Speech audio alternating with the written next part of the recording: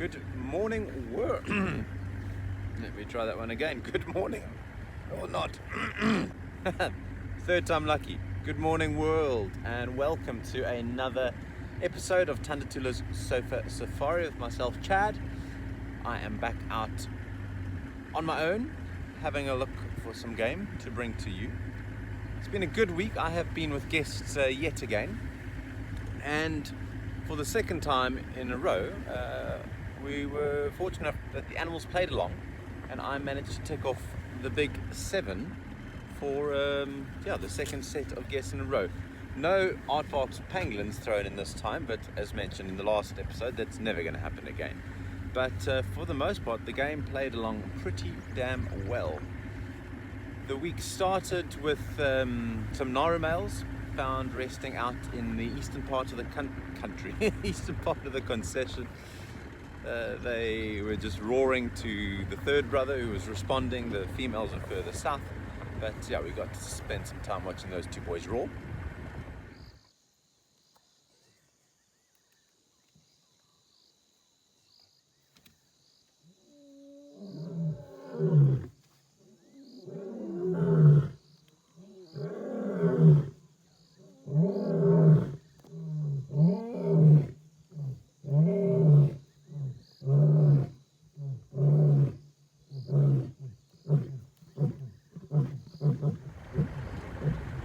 The next morning, Scotch was out and about in the east, and he bumped into Tumbela, who was heading back into the dense terminalia thickets where we thought she had her cubs, and turns out she still has her cubs there.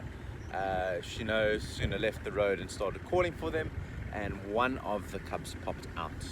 We got to see this one briefly as it shared an intimate moment playing around with Mom before she let it suckle and headed back to her kill.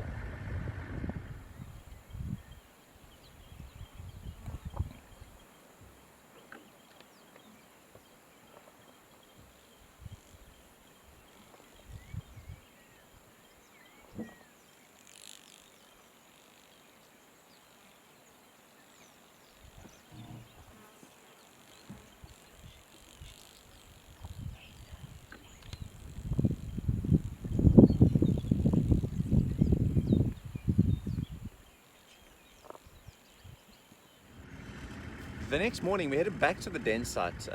We knew Tumbela was on a kill somewhere. Unfortunately, where she walked from the den site to a kill was straight through the River Pride, resting, so we couldn't send Jack on foot to follow up there. But next morning checked on the den. She was there lying deep in a drainage line, and we did get a glimpse of a cub. It was much more nervous than the day before, which leads me to think that there is a possibility that there could actually be 2 cubs, one very confident one who's out and playing with Mom, and one hiding away. Only time will tell. This morning we are going to bumble through that area, see if there's possibly any sign of her around. She remained pretty scarce following that. But the lions were around. During the whole week we had the oldest lioness from the River Pride and one of the Naru males mating. They had a 3-day honeymoon.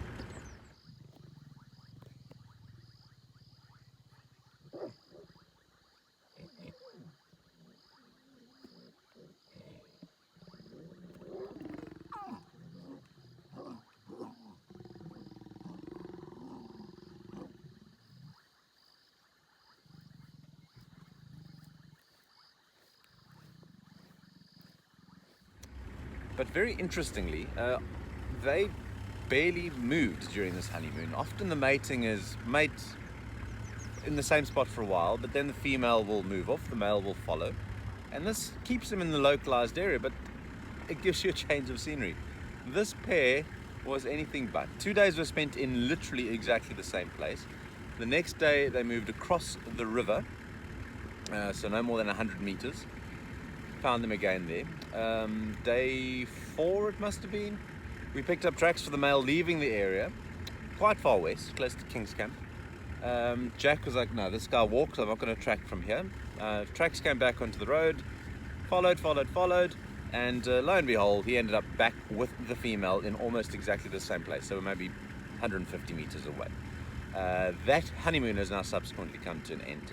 Tracks for the rest of the River Pride crossed into Kruger, far south of our boundary, so I've got no idea what that pride is up to. But yeah, the lions were a relatively consistent element.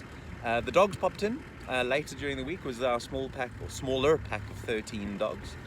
We had a nice morning with them, with one individual who had clearly lost out on their feeding session that morning and was just running around begging for food, as only wild dogs can.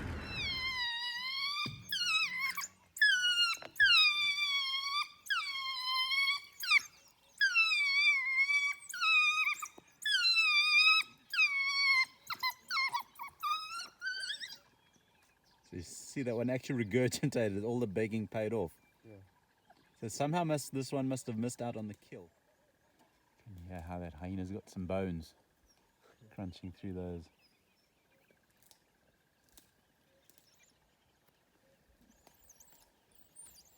That's something that's not so.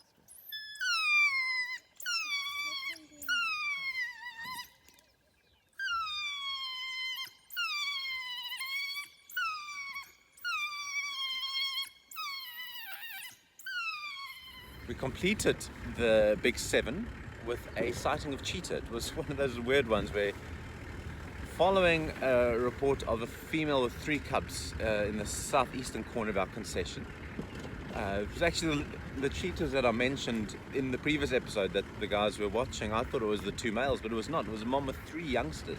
So took the guests down there and said, yeah, we're going to go look for cheetah. Say that every time I go to the southeast. But this time was different because while we were driving through the nice big open sodic sites, Jack just lifted his hand and said, there we go, cheetah. 2 males. They were resting there. Got up, chased a daker, wandered around a bit before finding some shade again. But really nice to see these boys hanging around and becoming, I don't want to use the word resident because it's far from that, but they seem to have included this area in their territory and are using it quite extensively at the moment. So that was pretty much the week that was. It did get a little bit quieter towards the end, a change of weather, got cooler, which I thought would have helped the game, but the wind maybe kept the animals a little undercover. One interesting thing that we did get to see was something also Jack had never seen in all of his years of tracking, 27 years. I've been here 13 years in the Timbevati. I've only seen one once here. So 40 years of guarding produced one sighting until a couple of nights ago when approaching the camp, literally we could see the lights of the veranda. Jack shone his light, picked up these bright eyes, and this thing started hopping away. He had no idea what it was, but it was a spring hare, one of our larger rodents in the country. Almost looks like a miniature ostrich the way it bounces. Ostrich, I'll get that right. A miniature kangaroo, the way it bounces around on his hindquarters. And yeah, good to know that these creatures are around. Very nocturnal. I'm sure they are more extensive than we believe, just because they are so nocturnal we don't get to see them. But that was probably the highlight of the week for me, was a spring hare. Anyway, enough about last week. Let's see what today's drive has in store for us. So that intro I did in one take, which is, well, 2 I guess, because I couldn't talk the first time. But my arm is absolutely exhausted from holding a phone in selfie position for so long. So if you see me switching between right and left side, you now know why, because I've got no feeling in my right shoulder. As for today, the cloud cover is still with us. Chance of rain later in the week, but we've had, other than a few spots of rain this weekend, not much change in our weather. It hasn't been overly hot, mid-30s, but there is a slow drying effect on some of the plants and herbs, but bush is still looking pretty good. You can see our mapani trees are starting to thicken out and leaf out now. The mapani trees are filling with leaves, so it is now a place that kind of even swallows elephant herds. It's a real vibrant, luminous yellow-green coating that they've got at the moment. But yeah, no, even when they dry, they grow in these dense, thick stands. Look like vineyards. Look like someone's gone and planted them here. But now they will just swallow anything that goes inside. But good nutrition available on them as these leaves are emerging. But their best value comes once the end of the season's passed and all of the leaves of the other trees have fallen off, and they still retain their protein-rich leaves, although tannin-rich too. Are very, very pregnant looking impalas. We saw from Britt and Luke's previous episode with the wild dogs. Now, those babes are almost fully developed inside there. Only now a week or two away from arriving, and I can't wait. It's always such a wonderful time of year when these lambs arrive in mid-November.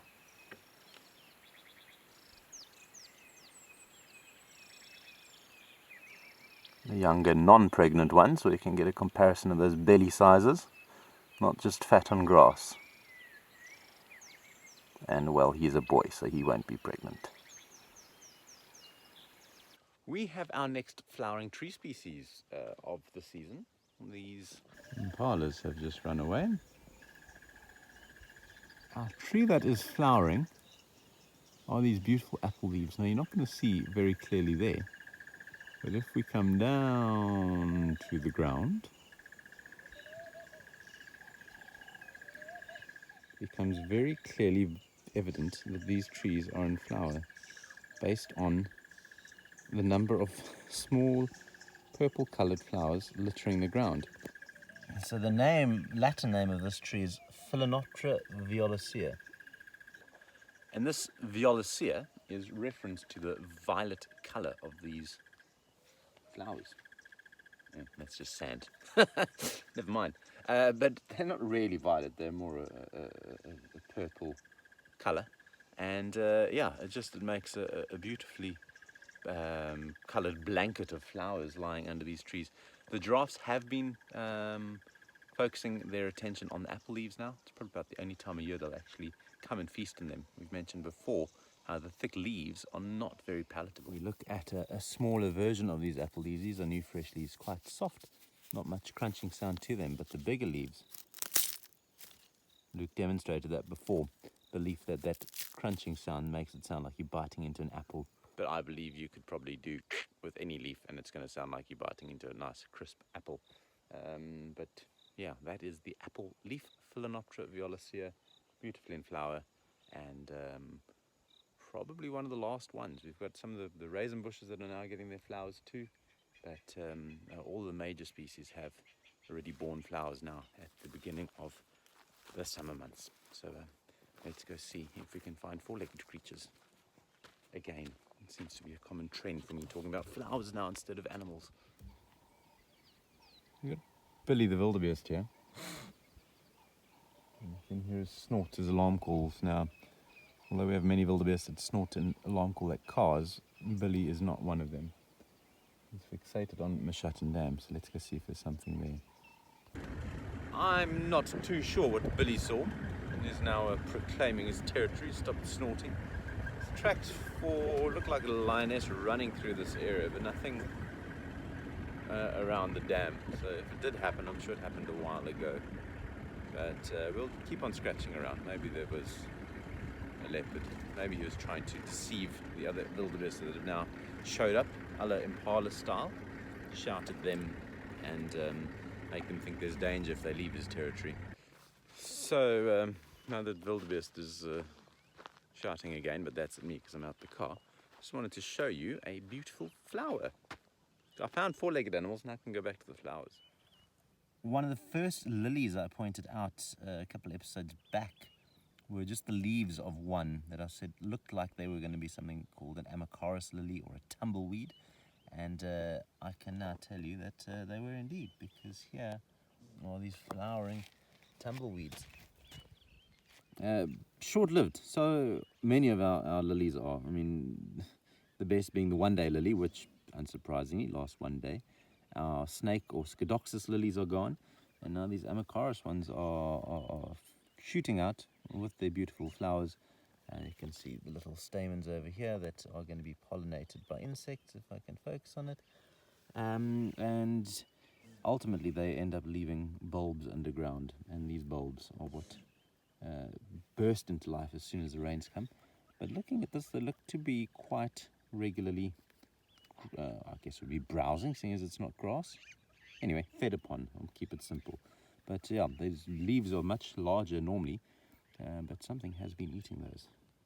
So these Amacaris lilies derive their name Amos from sand, and chorus for delight, because there's a delightful color that springs from the sand. Interestingly, they do not flower every year. The bulbs can remain dormant in the sand for a few years. And the tumbleweed, the common name, gets its name because the seeds are spread by blowing in the wind and tumbling over the ground. If you dig up those bulbs, they have traditionally been used to turn into a paste, and these can be used to waterproof pots. So, Amacharis coranica, the tumbleweed. Flower morning, yes please. But yeah, sorry, if we don't do these things now, they're going to disappear. Another one of our bulbous plants that is now flowering. This one we call a white squill or elephant's trunk, Eugenia altissima. These are still relatively small. This one's maybe about just over a meter high, but they can get up to about 1.8 meters. The altissima to height, altitude, altissima, height, high. So that is our white squill, elephant's trunk. They are known to be toxic to cattle, but there's also another one that I saw around here, also a wild squill, which is also has a cardiotoxic property. Where are they? That if browsed by livestock will be no longer livestock, dead stock I guess you call it. It's much smaller chaps, much closer to the ground. These are your wild squills. As I say, potentially toxic to livestock if eaten, and even the bulbs can cause skin irritation in us humans. So, Scilla nervosa is this Latin name for this, or scientific name, and the other one, Eugenia altissima. There we go, you can wake up now. Okay, don't wake up just yet, there's one more flower. Also a very, very deadly one. Deadly to humans too. This is colloquially known as the poison apple. Those very distinctive and nicely coloured purple flowers.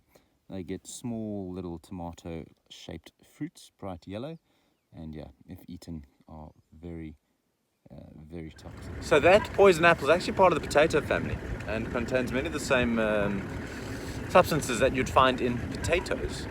Potatoes we can eat without problems, but there is something called solanine that is known to poison humans, particularly affecting younger members of the population. And selacinine is another one that's responsible for ocular paralysis, so in your eyes, they stop functioning, comas, and even death. So don't go playing with poison apples, not if you don't want to have a potentially unpleasant period in your life.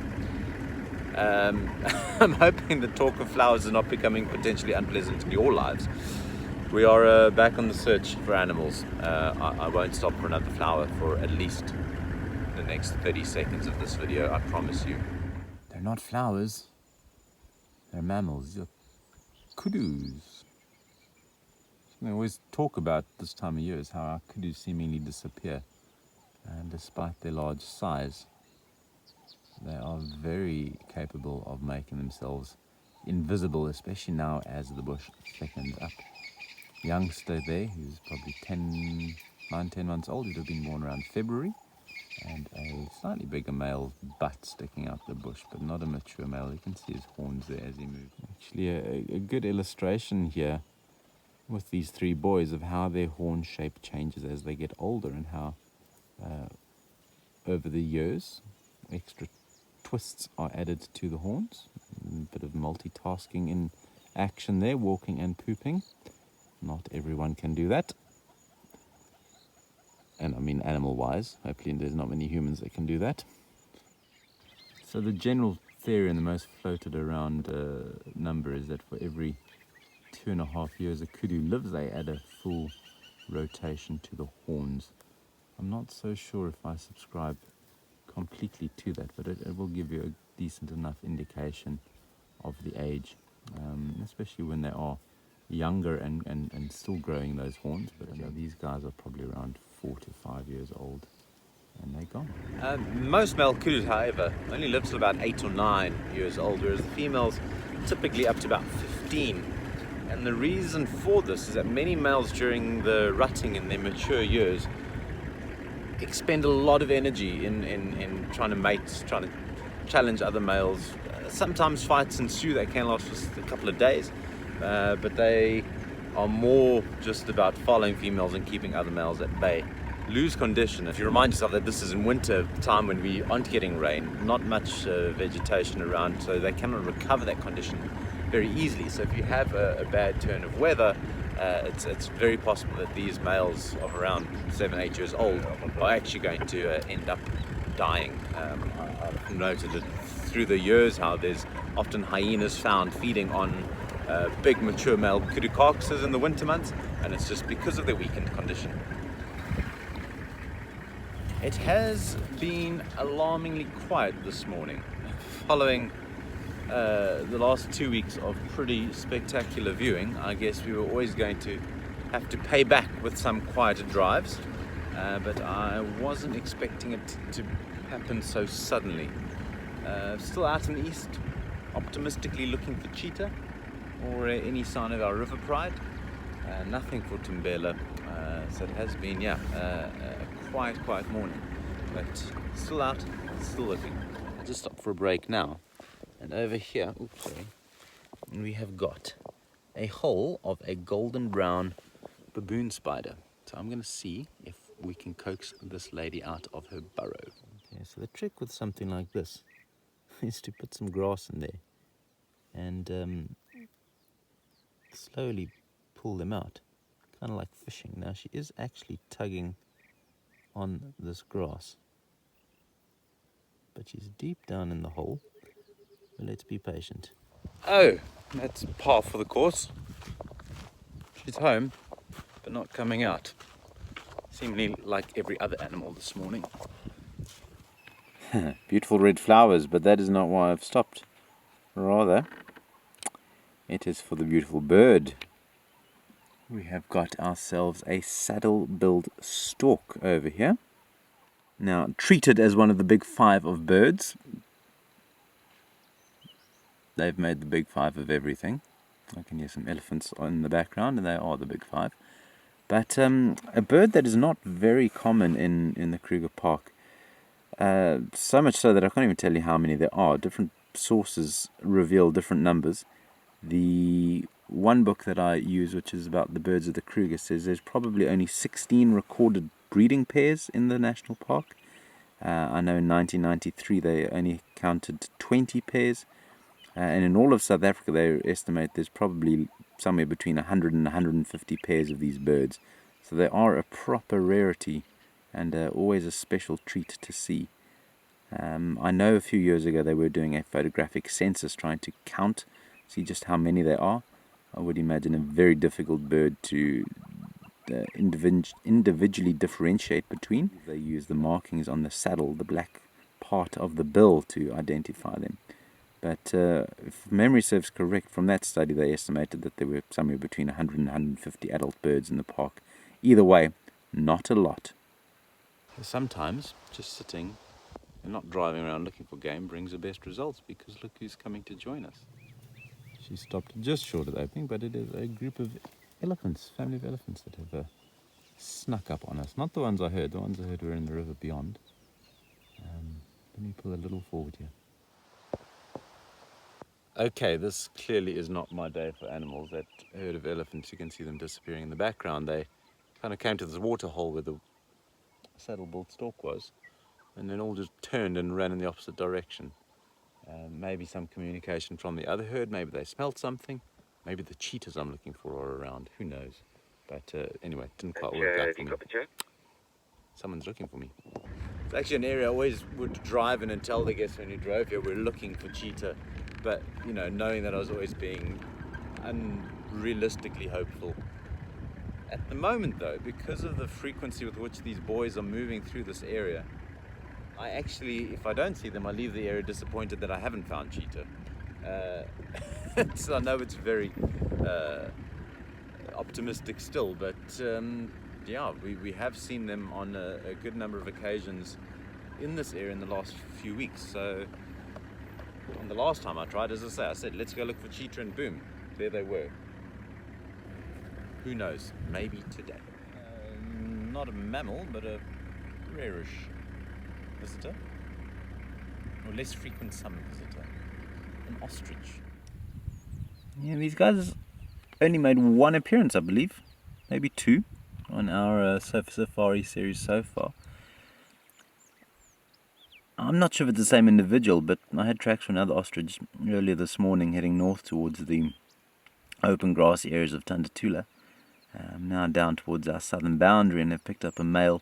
Over the last while there has been a male and a female that have been frequenting this area, so possibly the same guy. Such odd birds. Fun fact, 19 neck vertebrae in that long neck of theirs. Mammals, we have 7. Most four-legged animals have 7, but they are an exception. We have some life. Driving one of our new roads here, and a bunch of giraffes, a lot of giraffe actually. Let's go put forward. They are scattered amongst some apple leaves and marulas. Zebras with them. And female being chased by a big male over here.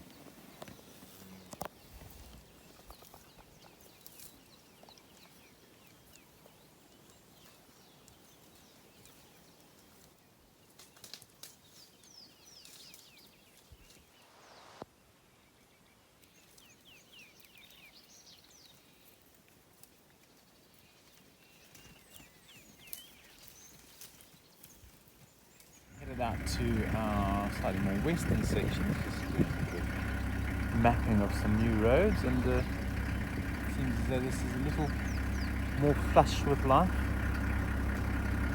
A lot more zebras gathered out here. And why not? Look how lush and green it looks out here.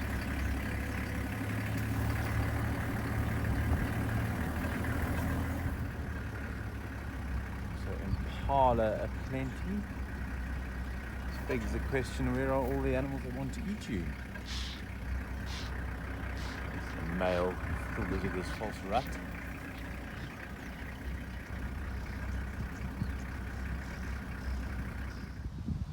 So it really is just worth stopping yet again and appreciating the lovely sight that is, I don't know, there must be 40 or 50 zebras gathered here.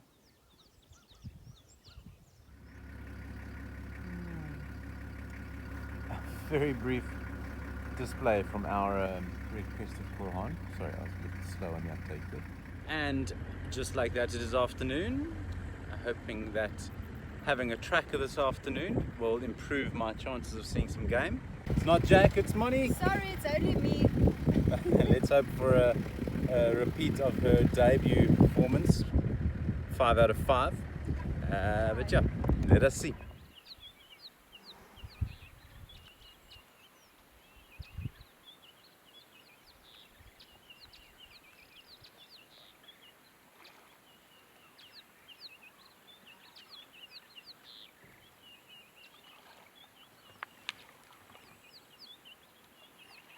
This little feet coming up is rolling over there. A little bit of a somersault, thanks dude. Well, I guess technically not a somersault. Whatever you call it when you roll. What's that? A roll. A roly-poly. You can see I never did gymnastics. Neither did I. So the cheetah that I was looking for all morning have been called in a not too dissimilar area from where I was looking for them. So we're going to see if we can get there, have a quick look. So hang on. Okie dokie. So, although I was not the one that found them, glorious Gregsy behind us, out on a little bumble, looking for his favourite leopards. And what's better than a leopard in a tree is 2 freaking cheetahs in a tree. The same brothers that spent all morning looking for Just perfectly positioned on a fallen tree here, scanning around, looking out for potential prey and also potential danger, I guess. We've noted before in these episodes how they don't do very well in the face of competition from lions. So although their main purpose is probably food, they will be very wary of anything else that may be lurking: leopards, lions, hyenas. But what a sight. Same guys we were looking for. So once again, proof that they are making this area very much home. And if this is the case, this will be my first time in 13 years that we've had anything approaching dominant territorial cheetahs in the area that I've worked. It's been a while, but let's just enjoy this.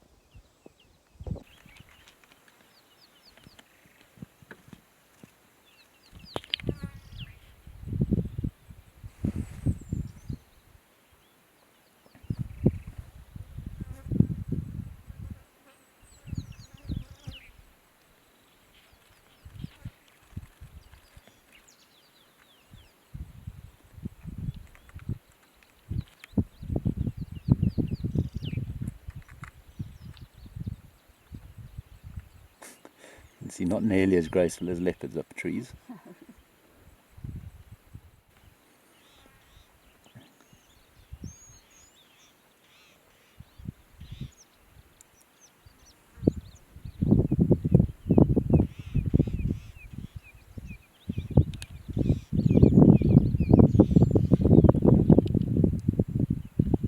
So we found a straggler, the man responsible for the cheetahs, and luckily he's made us drive a cruiser through this very rocky, thick section.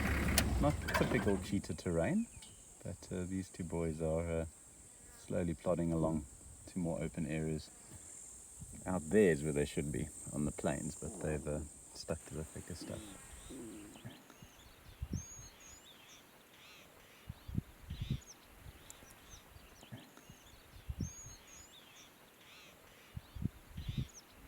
Alrighty then, there we go.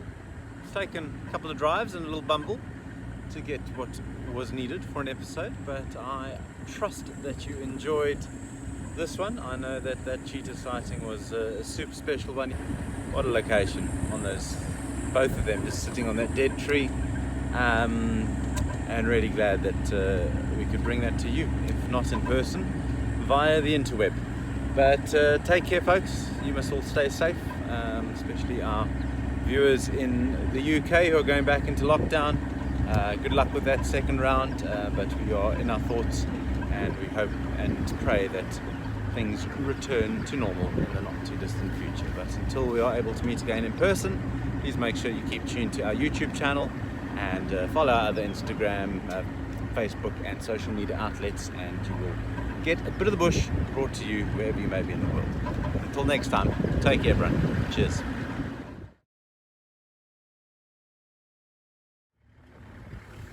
But very interesting. These are my what's wrong with me today? So we have our next flowering tree.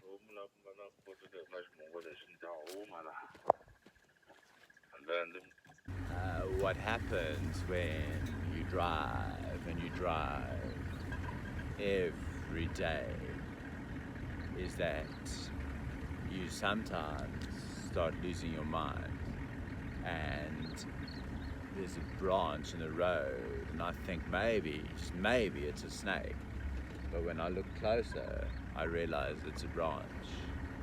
But it allows us to be in this world and realize how we're connected to everything except my mobile network, because I can't send my mom a voice note. But it's probably fine, because I doubt she'd want to listen to it. But yeah, still no cheetahs, and I'm feeling quite isolated out here, and that's why I'm talking like I'm looking for an octopus. It's just incredible.